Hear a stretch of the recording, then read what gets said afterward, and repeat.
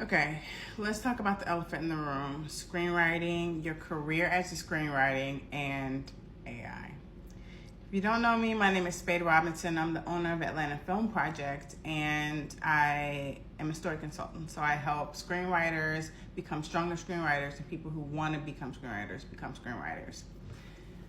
I just had a conversation with a friend of mine yesterday. She's a television writer. She's a high-up television writer. And we had a long conversation about what's happening in the industry and who's actually getting staff to write on television shows, who's getting hired. The industry understands that the technology is not quite there yet, but they are holding out for it in terms of their level of investment in writers. Plus, we're post-strike and things are slow to get started. There's this entire slogan that people are saying around LA, just survive to 25, because there's rumors of things picking back up. I talked to my friends in distribution about how slow things are.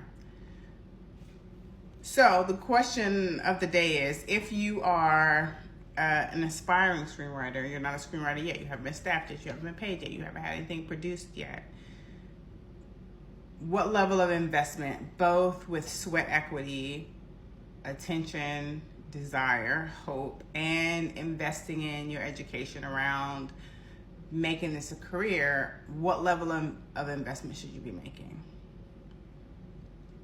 Here's my controversial opinion. I think that this is the lull before the storm. I think it will be the wild, wild west. And I think what's happened to the film industry has already happened in other industries.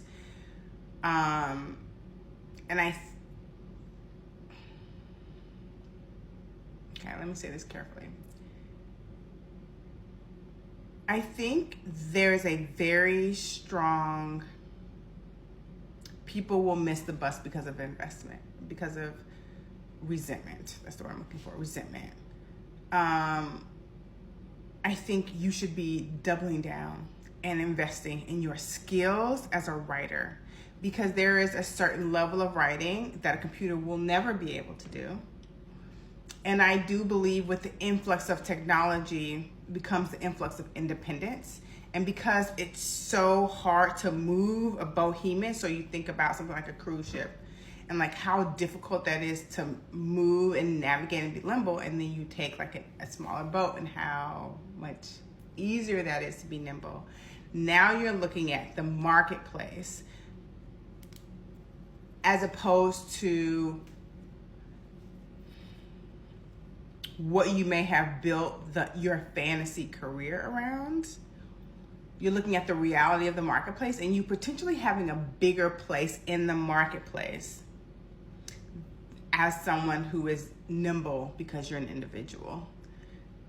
I hope that's not vague. What I'm trying to say is what always happens in every industry ever is there's a shift, there's a change. If it hasn't been your industry, then it's happened to other industries.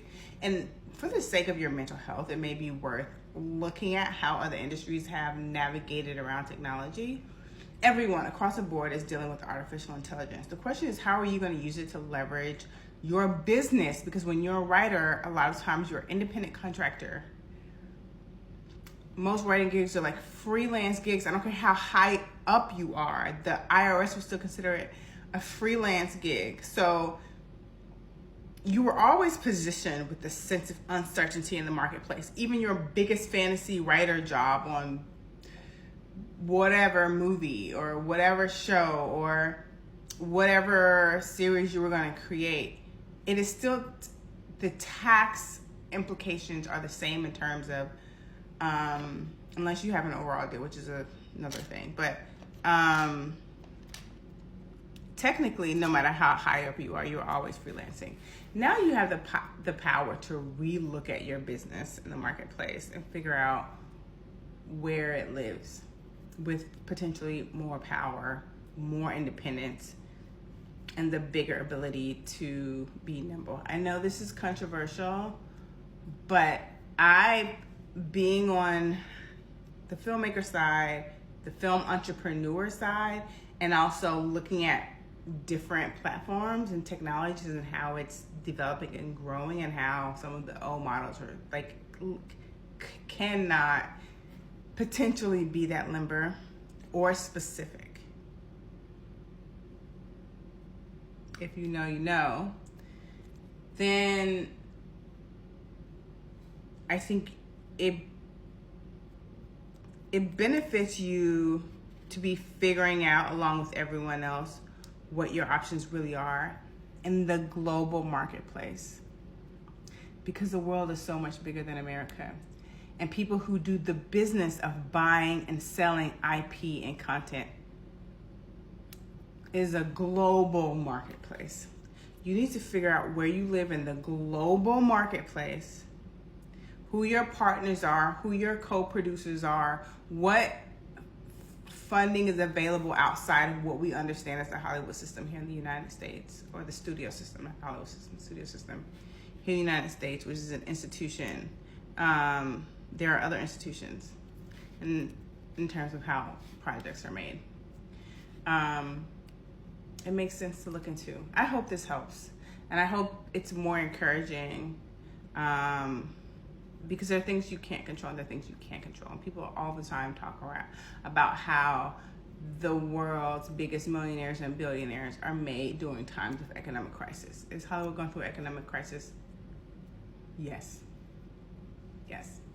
In terms of what the workers are experiencing at almost every level. But it breeds ingenuity.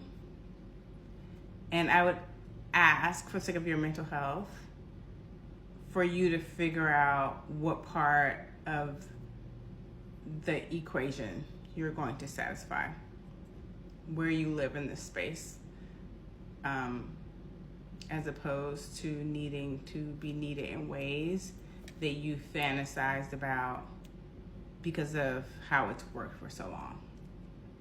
I hope this helps. Happy writing.